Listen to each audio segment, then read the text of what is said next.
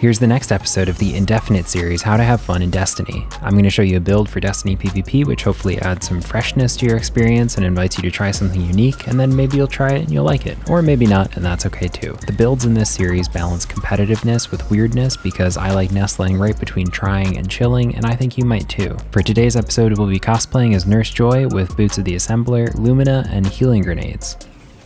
What else are you going to expect from the Gabe the Great? Good shot, Nurse Joy. No, you Thanks, should. Doctor. Oh my... Oh! Like most of my fun build recommendations, the point here is not complexity or potency, but rather finding joy in the small things. This build is no different. It certainly has power since it's really effective, and I've actually been flawless with it before, and this season I actually used it to gild my Unbroken Triumph. But potency aside, this build is nothing new or oppressively powerful, it's just super fun, and that's what matters most. My favorite thing about this one is the Nurse Power Fantasy. I don't know if that's a thing that anyone else has, since I think it's really fun to play the healer role in games and buff your teammates with extra health and extra damage. It all comes together in a nice little package that makes you feel like a team captain and an anchor and like you're helpful and like someone actually needs you. And Okay, so here are the stat splits. I think the most important things are getting that rift and getting your healing grenade, and I like having higher resilience like this if possible, but I couldn't swing it, and I still want to have at least 30 intellect, so my super recharges at least within a single match. I think mobility being low is good for this one for warlock skating, and then strength, higher you can get it the better, but not a super high priority. I just did targeting mods, reloader, high energy fire setup, unflinching, classic charge with light stuff, and double bomber to get even more healing grenades. The other nice thing to note about this is that the moderate benefit to the airborne effectiveness of Lumina is about 30, and when you pair that with Lumina's 27, you're going to get up to 57 AE, and that's actually pretty nice. You'll notice that you actually do hit shots in air every so often, and getting those yellow numbers in air feels very good. This is the role of the sniper that I've been enjoying most lately. Just the highest handling I can get. Freehand grip is a must, of course, and then high impact reserve just get higher damage and make it more likely that I can body shot someone. And of course, eager edge for those well launches. I don't remember if I had any of those clips in this video or not. I'm sorry if there aren't any, but that is a very fun thing to do. Anyway, here's the setup.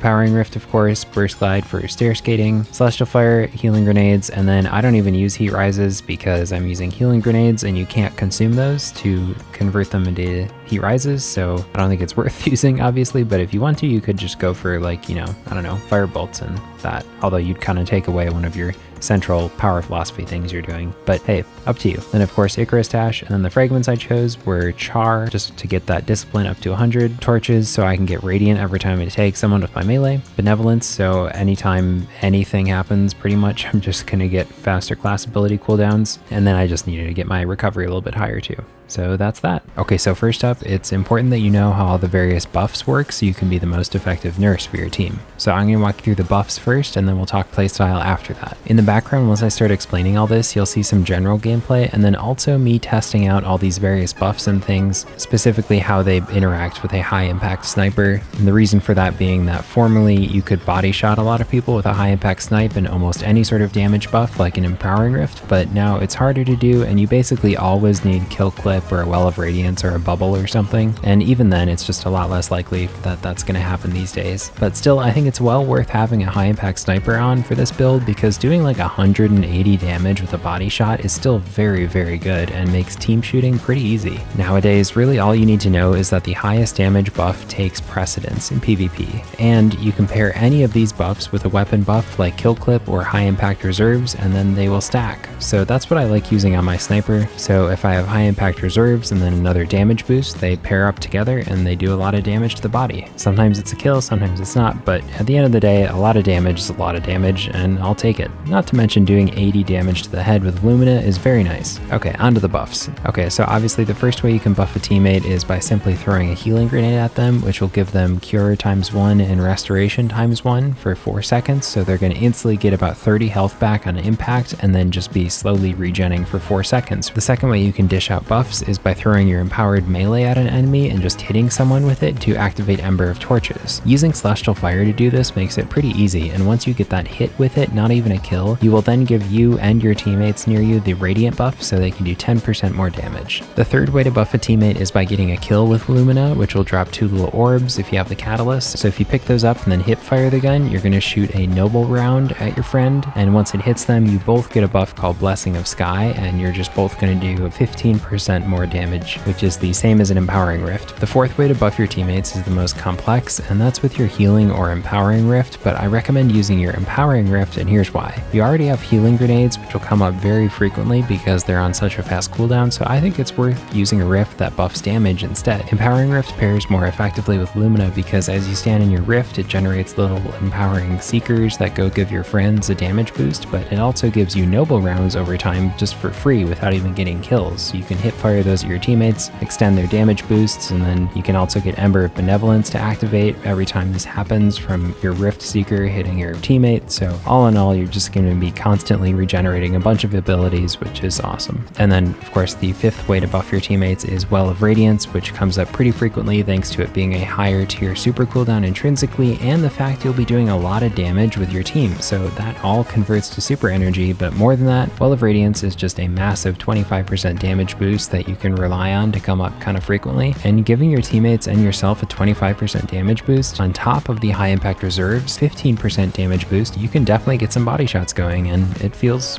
pretty funny. Okay, now that you know the mechanics of this build, let's talk about the playstyle. Like I said, I prefer to use this build in endgame PvP modes like Trials of Osiris or the competitive playlist. In those playlists, it's really important to have a build that's good up front rather than after a kill, since people play much more carefully and most opponents know that dying is a very bad thing to do, so they like to avoid death as much as possible. It's just an interesting character trait about people who play endgame PvP. They don't like dying, and honestly, who does?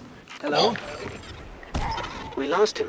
Anyway, this might make you think Lumina is not a good choice because it requires a kill to activate Blessing of the Sky, but thanks to Boots of the Assembler, it doesn't, since you can just throw out damage buffs with your Rift and get noble rounds off that. One of my favorite things is that this build intrinsically encourages your team to stick close together too, which has some really huge benefits. All too often in competitive matches, people try to go off on flanks and they just die, which causes the other two people to get in a 2v3 situation and they die too.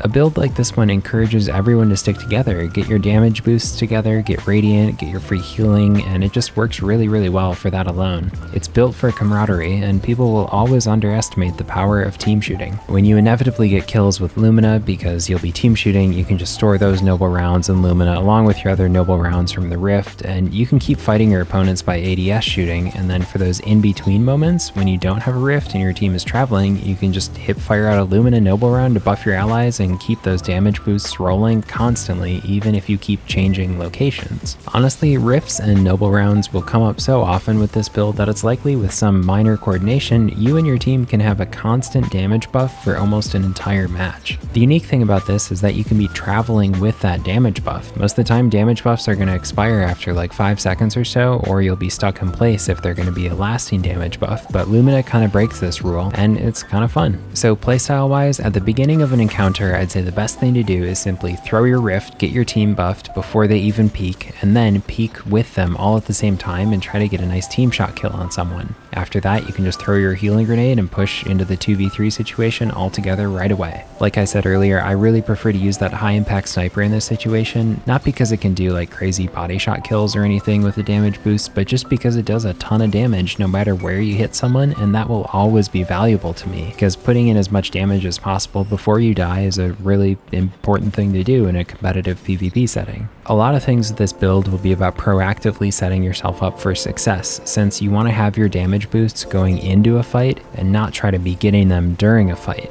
That's why I always prefer to start engagements by throwing a Rift down or by throwing my Celestial Fire melee to tag someone and activate Radiant, or getting a Noble round from my Rift and giving it to a teammate. Then once those damage boosts are up, I push after that.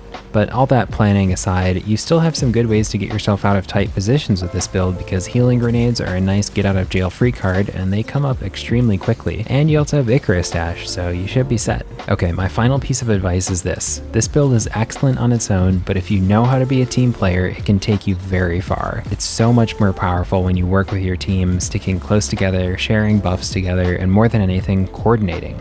If you want to win with this build, do not play with people who don't think and just ape.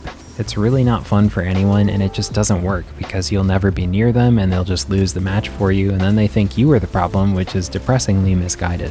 Play with people who are alert and listening and ready to react quickly to callouts and play as a team. This idea of going far together rather than going fast alone is timeless advice that applies to life in general, but also Destiny PvP. Something like this really pushes you to learn how to communicate and think as a unit, and that's a skill that will take you really far, whether it's going flawless or completing triumphs in the competitive playlist. Stick together, buff your teammates, peek at the same time, and use your extensive arsenal of buffs in your Nurse Joy toolkit, and you will absolutely be able to take down some really challenging opponents. It's one of those builds that rewards you really handsomely for committing to something new, working through the growing pains, and in the end, learning and flourishing. I really hope you try this build out because I think it is one of the freshest ways to enjoy PvP right now, with a unique toolkit that can still be highly competitive. I really think you'll have fun with it, and that's the most important thing of all.